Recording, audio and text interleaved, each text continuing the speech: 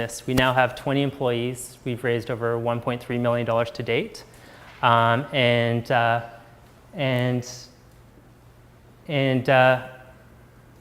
now we're starting to work with more nonprofits. So with our recent success, we started to get approached by different nonprofits who want to use the platform.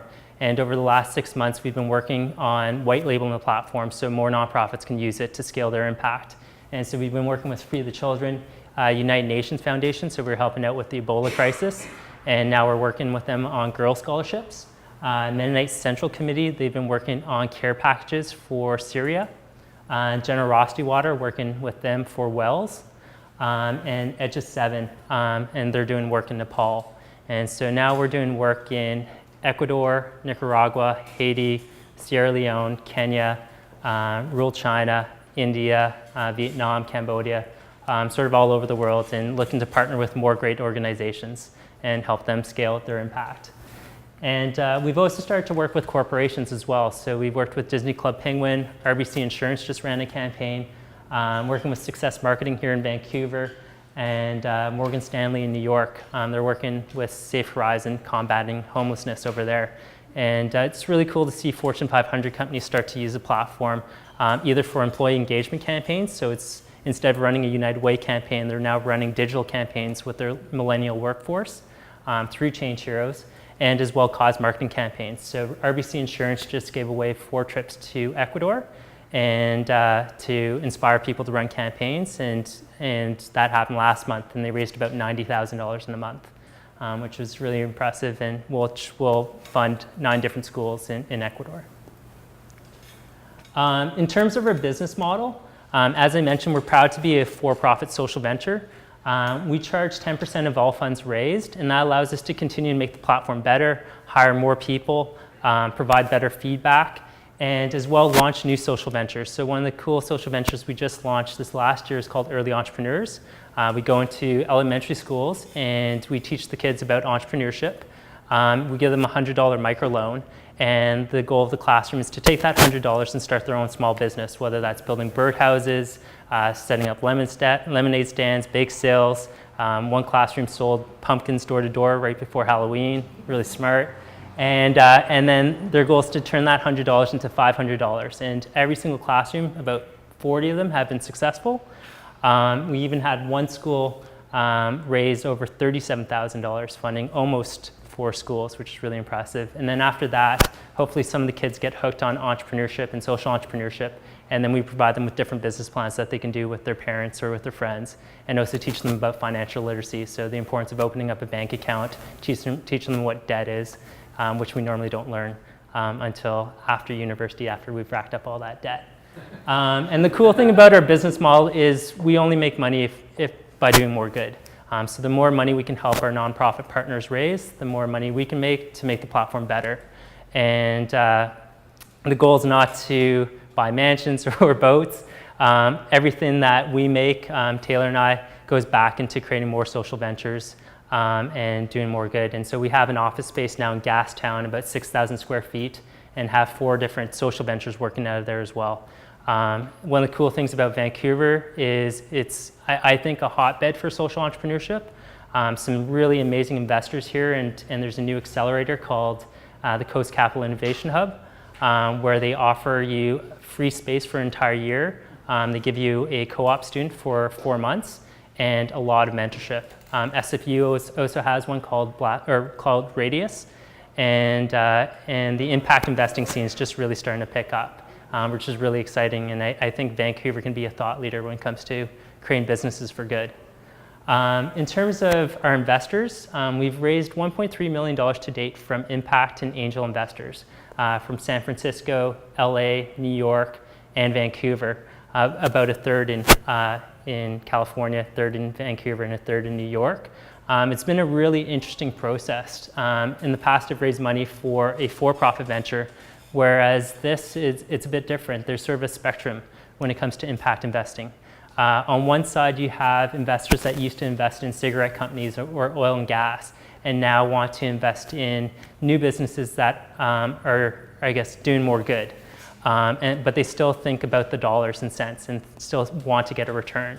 On the other side, you have investors, or rather philanthropists, who used to give away their money. They used to donate and expect nothing in return.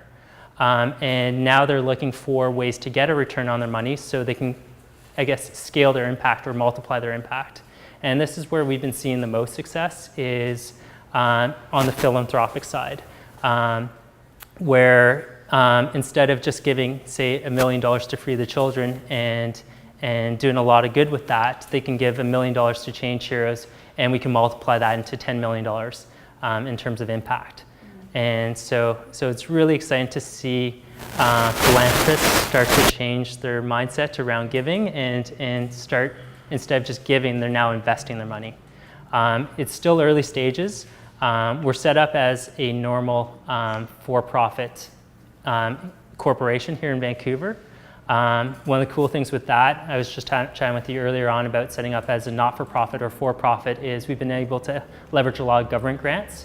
So we got a $84,000 grant from IRAP, also a couple grants from Get Youth Working.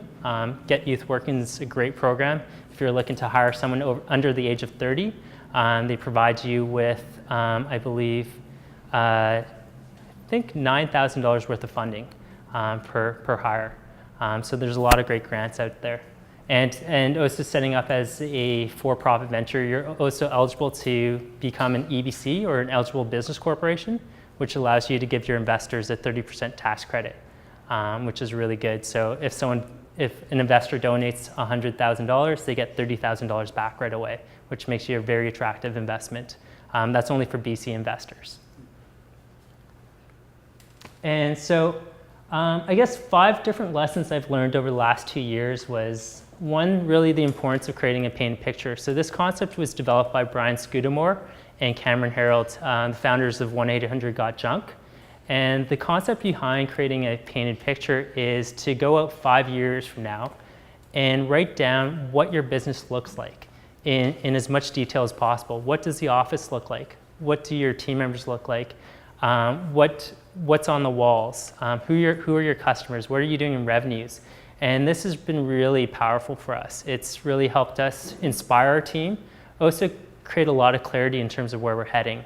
And we've also used this as a recruitment document for investors. We share this painted picture, and it really tells them clearly where we want to go, and highly recommend that. The second is shining the light on others, and this really works well with millennials. This is something we learned from Dave Olson at Hootsuite. He was the main community manager there. And instead of talking about how great Change Heroes is, we decided to change our marketing game and talk about how amazing our campaign runners are, and really shine the light on them. And so every time a campaign runner hits $4,000, we'll write a blog piece on them. And we'll also help them try and get local press and share their story. And what we found is by say Matt ran a campaign and we were to write a blog post on Matt, Matt's more apt to share that post with his friends in his social network and on Facebook than he is if we were to write a post about Change Heroes. And so that's how it really, really works. And it's an amazing way to sort of change the game and start telling stories about your customers and their success and the amazing work they're doing, and they're going to shine the light back on you. The next is start with why. And so this is from Simon Sinek in his TED Talk.